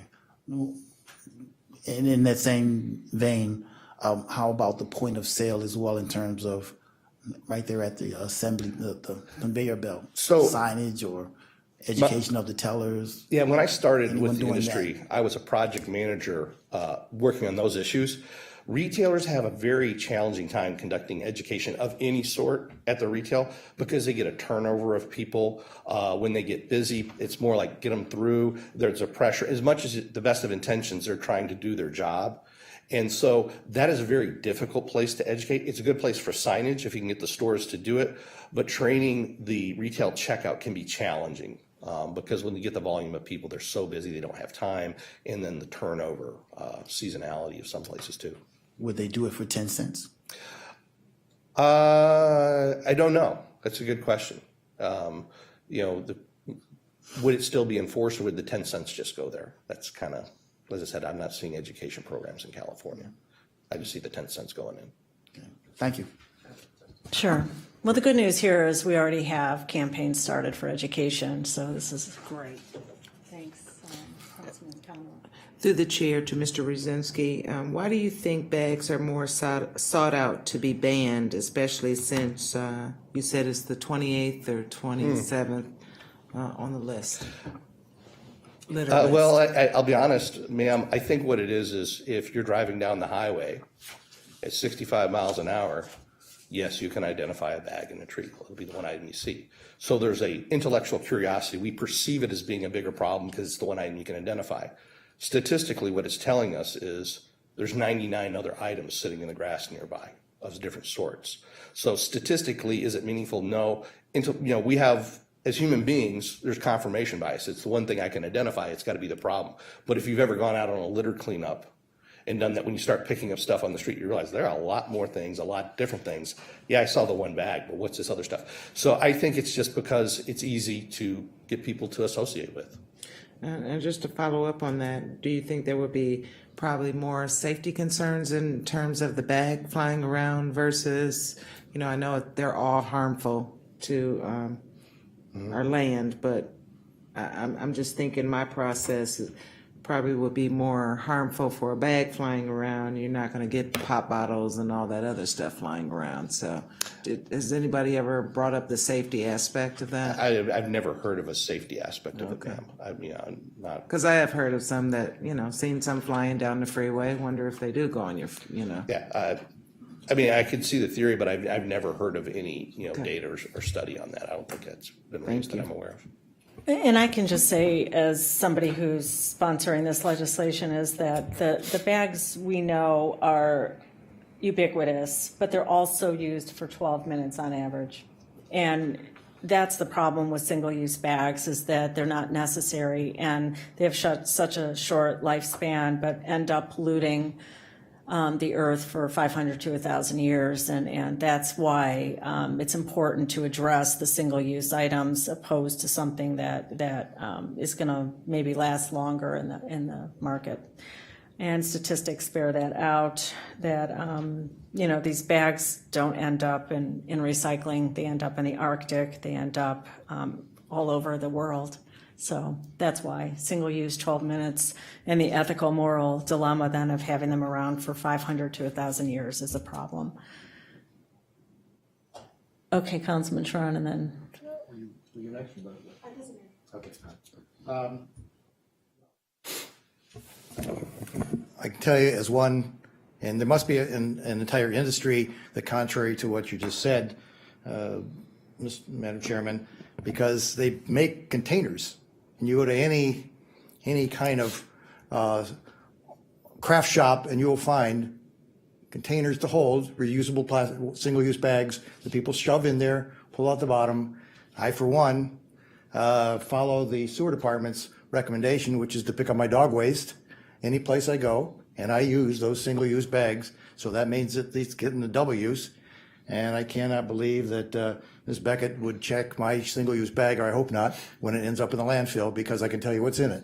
And Chagrin Falls has a place where people are encouraged to bring their single-use bags into a disposal site like this, so you pull them out and use them for your animal waste. And I know that you're a big fan of animals and pets, and I can only assume that other people that you know probably use that quote 12-minute bag for other purposes other than to bring the groceries home. It ends up into many families in their little bag right there for their trash can. It ends up my own family. We do not throw them away.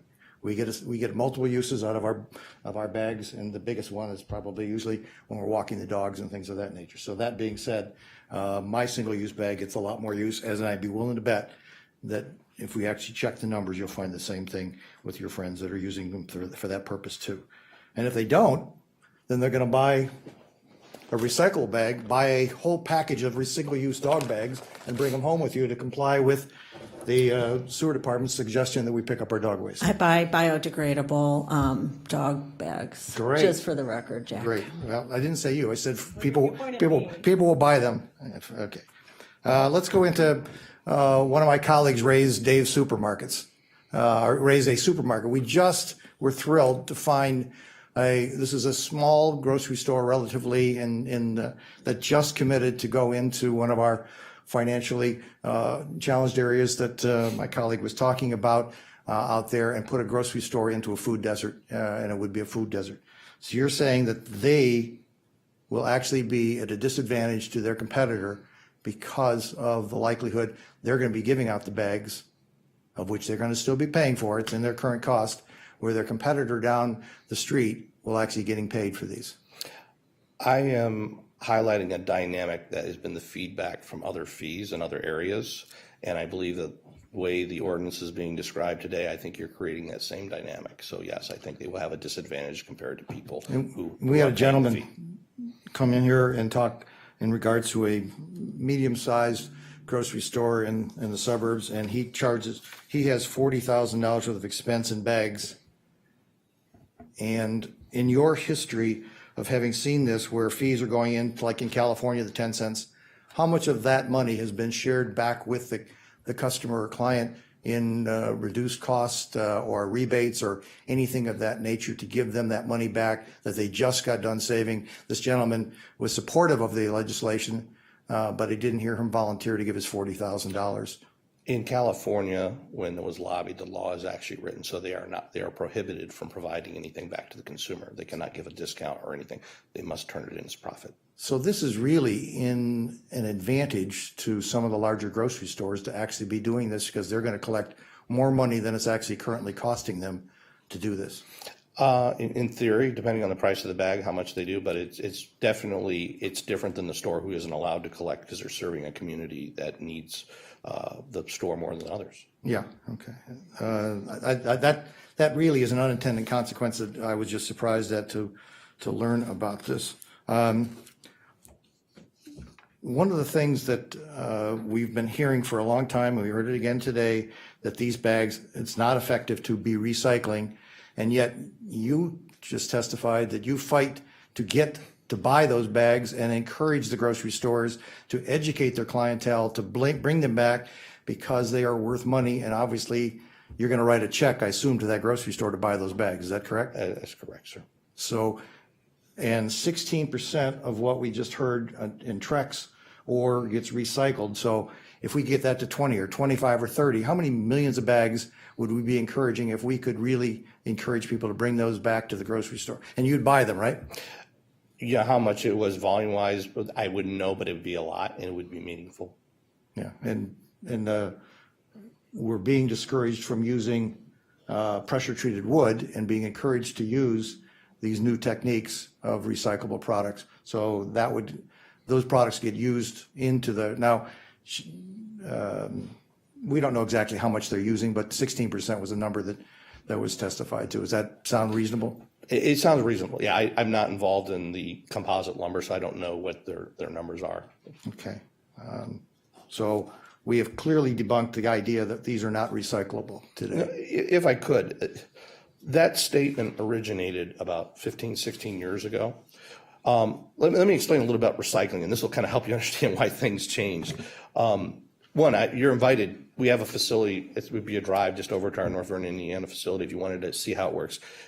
It's amazing. So years ago, we couldn't recycle bags because they were contaminated.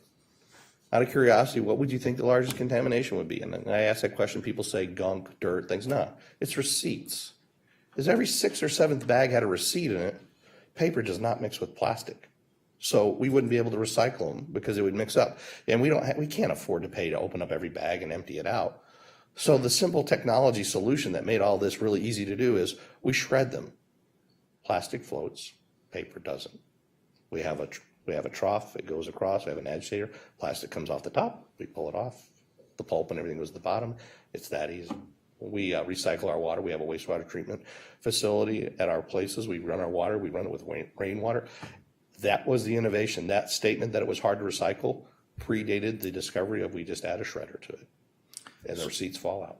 So the source that this legislation is aimed at is really the larger grocery stores where the bag is started from. And if the bag comes back, and when it comes back, it's completely recyclable and you will buy it. Yeah. So to Mr. Miller's point, if the education takes place at the point of distribution and that the point of return is right there, that bag is now a recyclable bag. Yes, sir.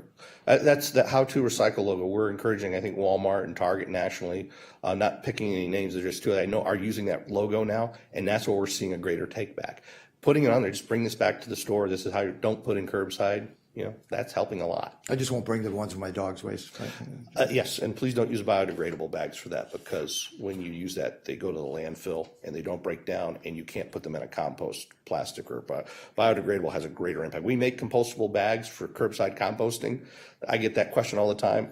Please, unless you have curbside composting that's taking dog waste, please don't use biodegradable. The other environmental comments we've heard is how much we have heard in regards to the amount of oil and petroleum that this is going to that this takes. And you probably have seen or heard some of the testimony prior to this. Give me an idea as to, even if we follow the chairwoman's suggestion and go this route, and a huge quantity of these get eliminated from the process, how many barrels of oil are we going to save as a result of these plastic bags? And bear with if my body language shows it. That's an interesting question because I deal with it. So there is a huge misunderstanding about plastics, all plastics. When we make our product out of polyethylene, first thing is our product is not derived from oil. It's derived from natural gas, number one. In Asia, they can use oil. You could use oil too, but North America, we use natural gas to make polyethylene. But that said, I'm going to say a really confusing statement. We don't use any oil or natural gas to make it, is really how you should phrase it, because if you stopped using every piece of plastic in the world today, the rate of extraction for oil and natural gas would go down zero. No oil or natural gas. Plastics come from the fact that when we take oil out and we refine it to make an energy product, or natural gas has to get refined so we can put it into our houses and power plants, there is a residual that's left over. Think of making orange juice and you have the orange peel left over, right? That is then turned into plastics. Whether you have a demand for plastics or not, it's produced. The first time plastics are sustainable is the fact that we actually use plastics. Because if you go by a refinery, you see that flaring off, that's the elements that they don't have a use for. If you didn't have plastic bags, all those elements would be burned off if you weren't using other plastics. If you stop using plastics, it would have zero impact on rate of extraction. We are a sustainable industry in the fact that it's kind of like making orange juice and somebody found a use for the orange peels rather than throwing them away. So that correlation story, yes, we do that, it's that so many cars can be driven. No, this is the part of the oil you couldn't use to drive a car if it's for a plastic. It's the part you couldn't use to heat a home. So it's a very complex issue, but it's always a talking point I hear, and people just don't understand the true dynamics of what plastics is. That's why it is sustainable. The first thing is by existence, it's sustainable. So just to repeat that, there are no oil barrels used to make your plastic bags. Mm-hmm.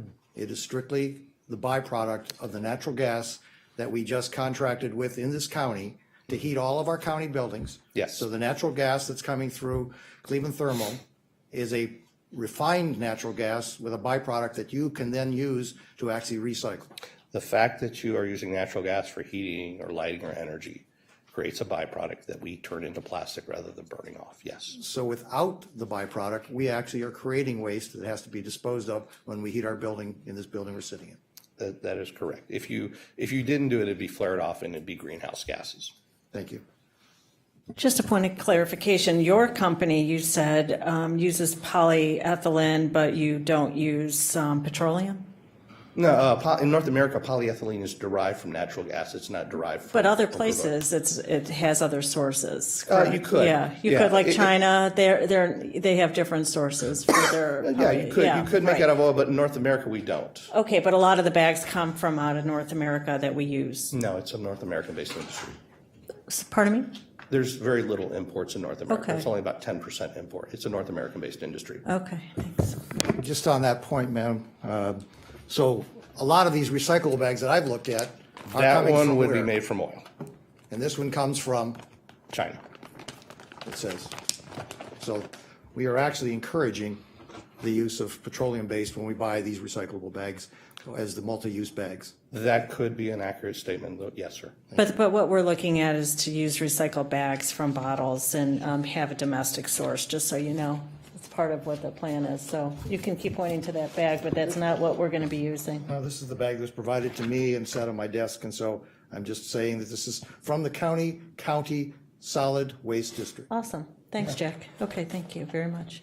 Any other questions? Okay, Ms. Baker. If you could reference that bag again, I'm really kind of taking a leap here because I'm going by memory. On that card, does it say how many times that bag can be used? 700. Right, so that's what I thought it was. It's 700 times. That's not years and years, 700 times. And if you're using that 2 or 3 times a week, let's say you're using it every day, if you have more than one shopper in your household, that could be a 2-year bag. So, and if you have more than one bag, then you have more bags that accumulate and could pile up if everyone, I think I mentioned this at the last meeting, if everyone did what we hope they will do through this legislation, we could be creating a bigger problem with using bags that don't break down. I just wanted, that 700 is a tag that's on there that was given to us, and I was a little surprised that that didn't last longer than what it was stated. Also, Chair, if you wouldn't mind clarifying, I'm trying to look through this legislation and I don't see it written, but I may just not see it. Did you say that everyone, not just those in the poverty, but also everyone would be able to get the bags for free, the reusable? I don't know. First of all, I don't know what you mean by poverty, but those in are those poverty who are were- exempt? Yes. I'm not sure what you mean by Well, that. Just I for bel- clarification too, that our grocery stores, that Dave's does not only serve people on public assistance, so I just wanted to clarify that people work and they have incomes, and there are people who go to Dave's or urban supermarkets that are not all on public assistance. So I just want to make that clear. The bags will be available throughout the county for For people, everyone. for those who want them. So I guess to follow up on that, if, as was said earlier, if people use more than one bag, you have 10 bags in your car because you're going to use them for different purposes. And we then have this legislation where free bags, and we encourage you to go get your free bags, more than one, because one we know isn't going to work. First of all, what is the cost of us supplying for 1.2 million people if we were absolutely successful in this? And What's your okay, question? So there's first one is cost. 700,000 adults, and we're going to cost. What's your question? Question is, what's what it going is- to cost to provide a family of the proper bags. I don't know amount how that they big the families are, but people can also buy reusable bags. We're not here to subsidize everybody's reusable bag. We're here to provide that for people who are interested in picking up reusables. But people are going to have to step up and buy a bag if they want more than, obviously this is not going to be a subsidy for every family to have 15 to 20 bags, right? We're all going to have to step up and buy some. So bags will be available throughout the county for those who wish to pick up some reusable bags, and we're going to make that available. But we're all going to have to invest in a future and be able to step up and buy a 50-cent bag if that's what it's going to take.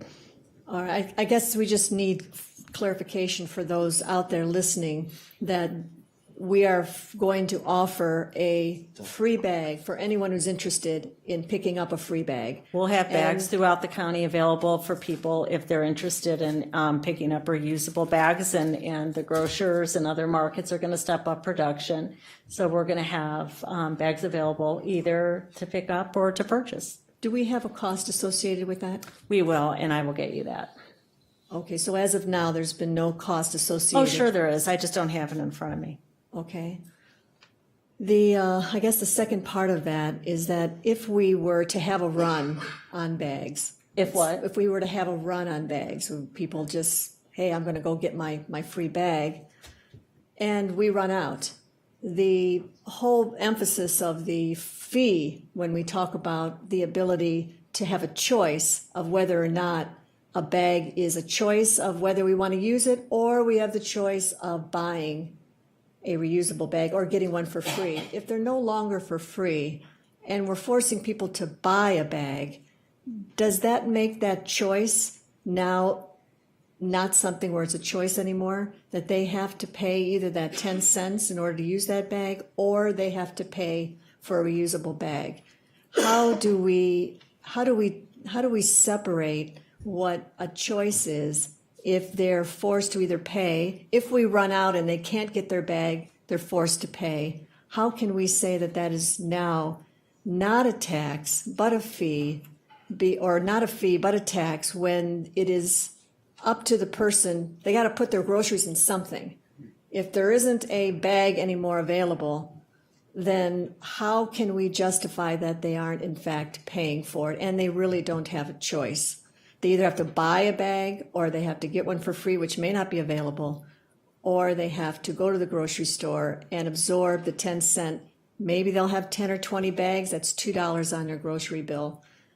I guess I kind of struggle with that in saying that these are choices that people have, when I'm not sure it quite is.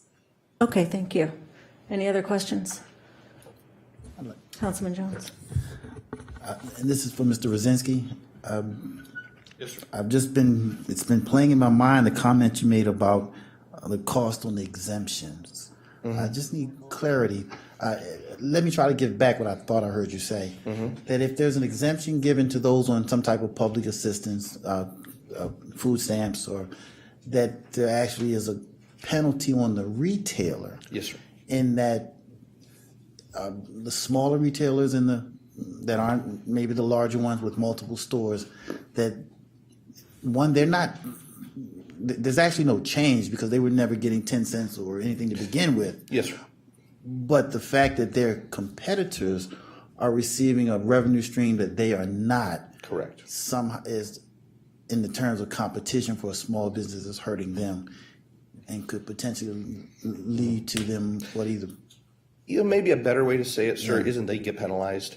People get rewarded in the other areas, and they're not getting rewarded. They're not here to say that, sir. I'm really sorry. So we're talking about, you're now standing up for retailers who aren't here to say that they might suffer a loss because they won't get the perceived profit. I'm representing the customers I have in California that have given me feedback on how this has impacted them, so I'm explaining the dynamics of what's written in the ordinance, ma'am. Who's your customers in California? The ones that had to deal with the fee, the ones that I have that buy paper bags where they ban plastic and they now have to give out free paper bags. So you work, I'm so sorry, Mr. Jones, I just want clarification. So you're working for the company that produces the bags, Norvalex, and Yes, you sir. also have customers that you represent that are not. Yes, they buy bags from us and they've given feedback on how the ordinance has impacted them. So I'm relaying that. I think it is a legitimate question. It's a dynamic that should be understood.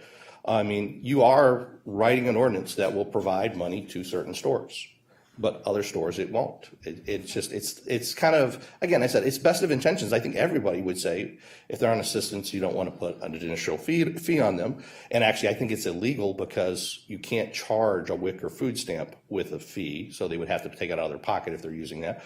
That was part of the dynamic in California that was learned.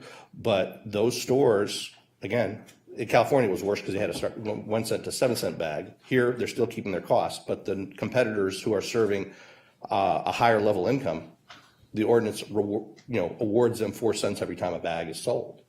So they get rewarded. Those that are, focused on the food desert, lower income areas, they do not get rewarded per the ordinance. Thank you. Thank you very much. Oh, actually, is everybody done? Because I have questions now. Okay. Yes, ma'am. So in your letter, we all have a copy from November 8th. You claim our previous speakers were generalists rather than issue area specialists. And one of our speakers was Dr. Sherry Mason, who holds a PhD in chemistry, specializes in plastic pollution in the Great Lakes, and chairs the Department of Geology and Environmental Science at Fredonia University. We heard from Diane Bickett. What scientific degrees do you hold? Well, ma'am, I have a master's in international relations from when I was in the Air Force. I have conducted research for 10 years in this field. I have lectured at Carnegie Mellon University. I lecture on sustainability at Washington University in St. Louis, Indiana University.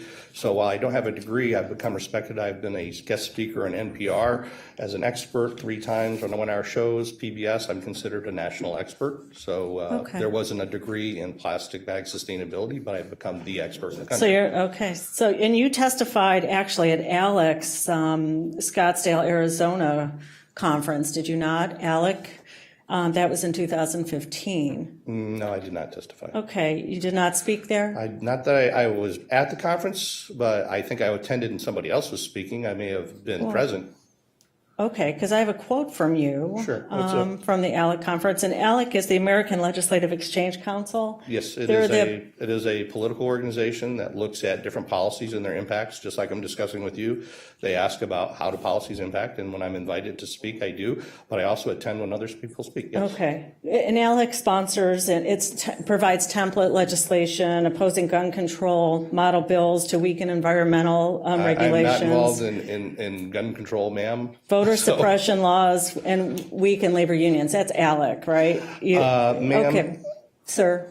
I think you're generalizing about something that's out of my area. So I just wanted to point out that you have spoke there and about plastics. Yes, ma'am. I have spoken at their conference, and I've also spoken at NHCSL. I've spoken to Democratic and Republican organizations. I speak to city councils and states. I speak wherever I'm invited. Okay, but you don't have a scientific degree. I do have educational degrees. You don't have a science background, right? You don't have a degree in science, yes or no? I do not have a degree in science. And so since you're employed by Novalex, how long have you worked there?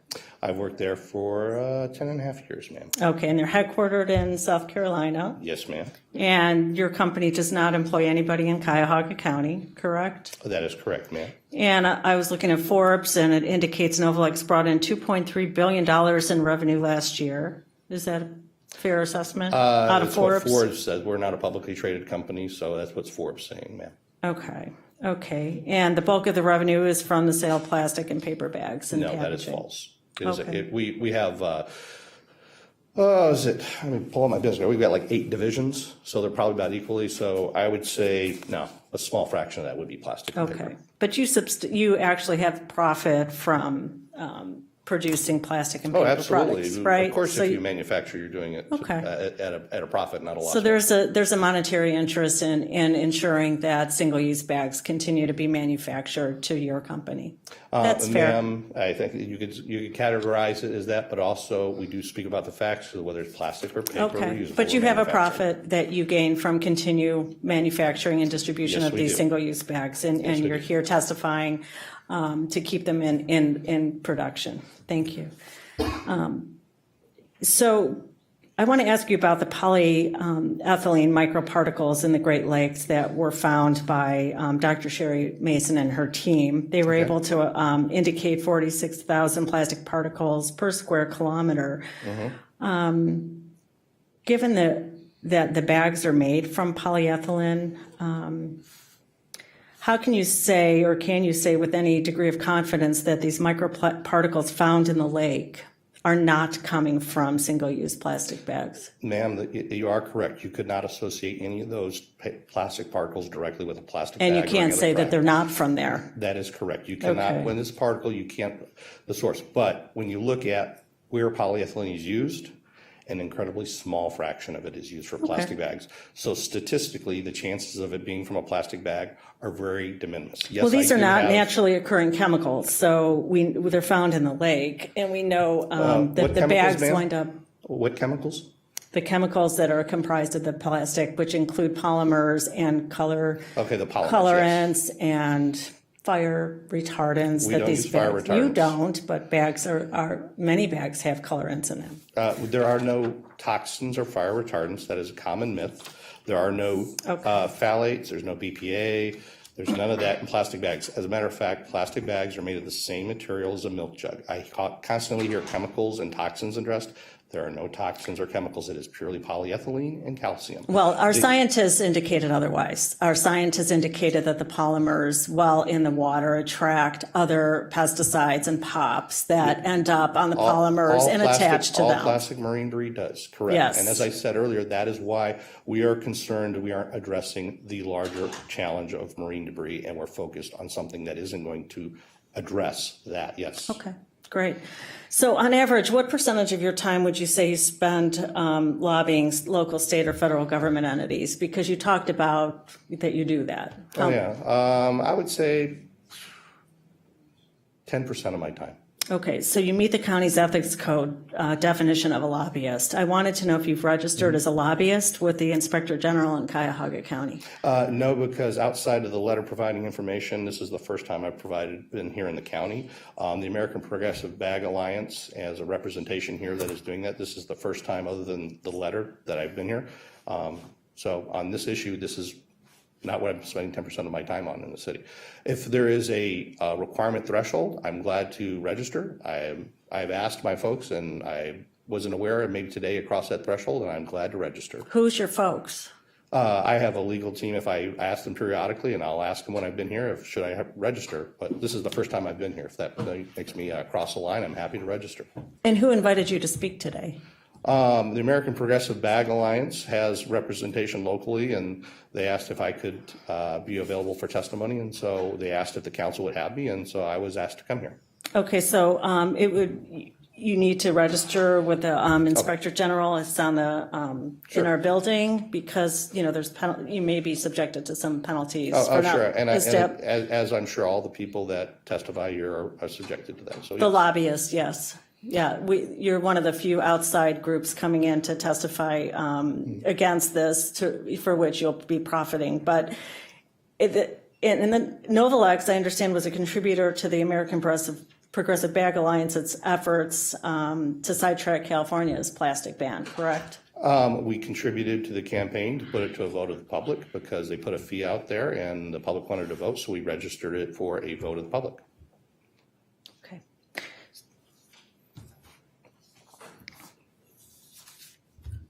And the Grocers Associations also put up some money to allow that fee and ban to continue in California. I believe they did campaign there as well, yes. And you and your groups put up competing referendums to defeat what California put in place. We put up a referendum to allow the public to have a vote on it, and it passed 51 to 49.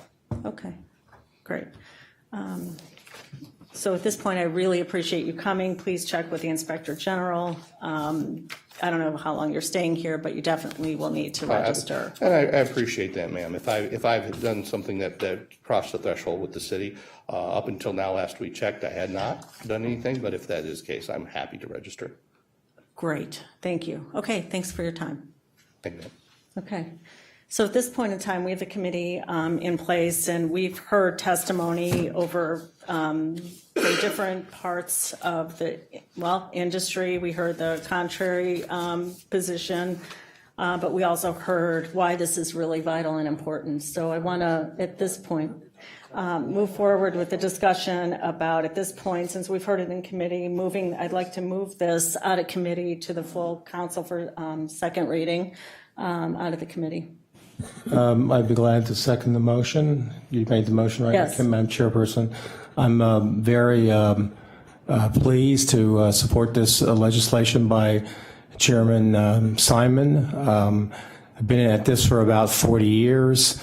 It sounds very familiar to 100 meetings I've been in. It's actually was quite interesting listening to our friend, our visitor, because it brought back a lot of memories of a lot of meetings that I've been in over the years. This is breakthrough legislation, and I do appreciate the chairperson bringing it forward. It's like we can do an amazing amount of good by passing legislation like this in a place as significant as Cuyahoga County. And so I'll be proud to second the motion and support the legislation today. Councilman Jones. Well, Madam Chair, if we're looking to move the legislation today, it was my intention to discuss it, and if I thought I would desire to make any changes, I'd like to amend if possible. I am not opposed to the procedure of allowing the legislation to move forward. I will support, without that being perceived as a for vote or against vote, but procedurally I would vote to allow the legislation to move to the full council for further deliberation. Thank you, and there'll be time. I mean, we have time to be second reading and to look at any amendments you might want. Thank you. Okay, so all those from the committee in favor of moving this out of committee to the full council for second reading, all in favor? Aye. Aye. Any opposed? I'm opposed. No. Okay. Okay, so this is going to be read at the next council meeting for a second reading, and I appreciate everybody's time. I appreciate you coming in from out of town. I'm sorry that you weren't informed about what our regulations are, but I'm sure you'll take care of that.